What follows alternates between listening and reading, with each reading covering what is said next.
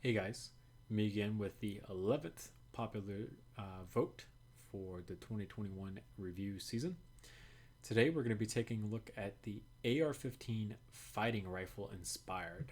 This is based off of kind of a Divinity Edition AR-15 receiver. Some of the inspiration behind this rifle comes from a person by the name of Garand. He's someone that I've referenced a couple times in my videos. He's an absolute mad lad, and I love his videos. I really do. And I've talked about in before that this particular stock on this rifle in my AK-104 Chocolate Swirl video is a stock that I designed. It looks fantastic. I just never really used it on anything, and I wanted to finally use it on something and give it this spotlight that it's so well deserved. And I decided, instead of putting it on an AK, that it would look better on an AR-15. So that's where I started on this. I started with a lifelike receiver. I started with the flat-sided receiver, and then I did the Raptor style of charging handle, because the Raptor style of charging handle for ARs is my favorite design. It just looks really, really cool. I then proceeded to install the stock that you see before you on just a very standard AR-15 buffer tube, no folding mechanism or anything like that. And then I went out of my way to kind of think about, okay, well, what type of forend am I going to put on it? Am I going to put basic forend on it that we've seen in my other AR-15s or anything like that? And I decided not to actually do a very basic forend on this particular one. I went to evike.com. It's a very popular airsoft retailer. I scrolled around AR-15s on there for quite some time looking for a design to use, and I settled on this design basically. And the actual design on Evike, the cuts are a lot more, and the actual material between them is a lot less, and there would be more holes, and then this plate would technically only be like one little sliver on the actual website. But in terms of the design and the way that I made this, that's kind of difficult to do, so I decided not to do that all the way. So what we got was kind of like a custom handguard, but it's modeled similar to one in real life. Once we got the handguard, then at that point it's just Gucciing out the rest of it with the way that Garand would. So I've watched a couple of Garand videos. I know for a fact that he runs pretty much a PEC box and a light on like everything that he has.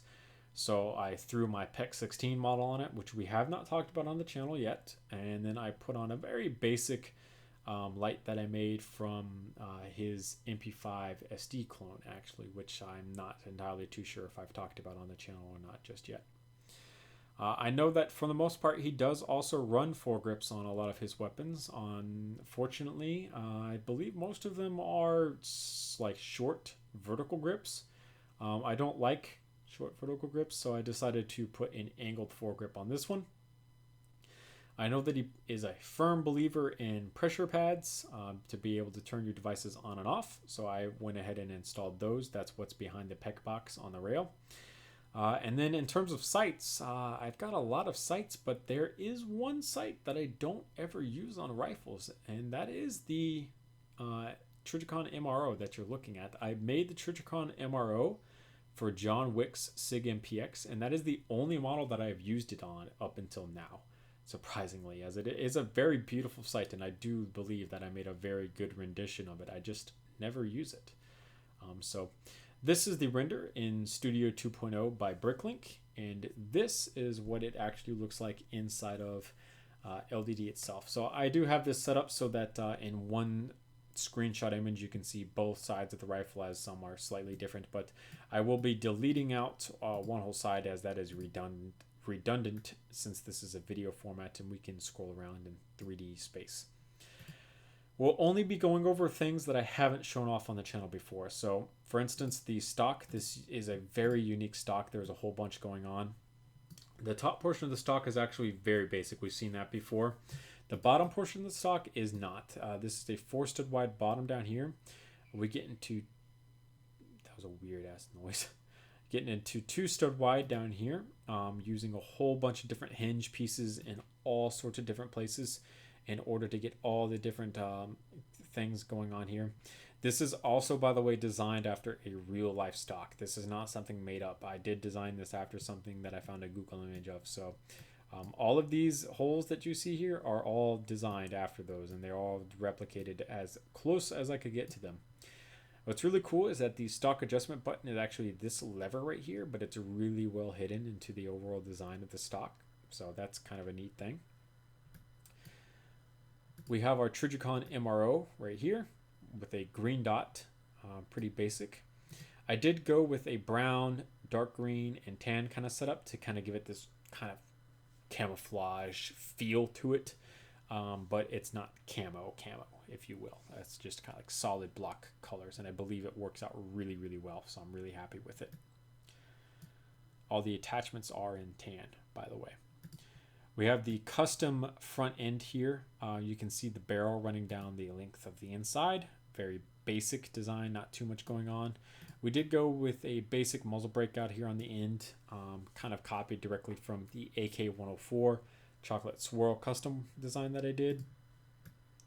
This was just a very good test on how to exactly get this system going on here. You can see exactly how I've got the top rail attached back here, the bottom rail attached back here, and then this is all attached to the barrel. So this is not a free float barrel, but it does make for a very clean 45-degree look, as you can see here, which I'm very happy with. Our PEC 16 model up here, I'm not going to go over this too much because I have another model specifically for this coming out later down the line.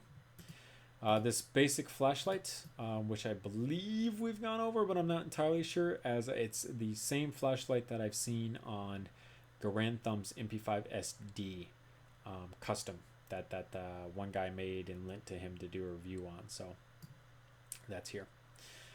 In terms of wires, and something that I'm really sad don't show up in the rendered image, we do have wires connected to these switches back here. So we do have rail mounted button switches up here that you can press. These are designed to sit basically, your hand would be here and your thumb would come over top and rest close to the switches. So we do have the PEC 16 wired up through this teal wire that you have going here to this switch, and then we do have the weapon light wired actually down and around to the other side on this switch here. So these are both pressure sensitive switches, and then I would imagine for the PEC 16 there'd be a couple different ways that you could press this pressure switch to activate your lasers in light as well. So that would be over there, and so on and so forth. So that is our AR-15 fighting rifle. It's inspired by Garand Thumb, like I said, and some of the only changes that I would make into the future would actually be designing my AR-15 magazine that has the grooves on it with a window in it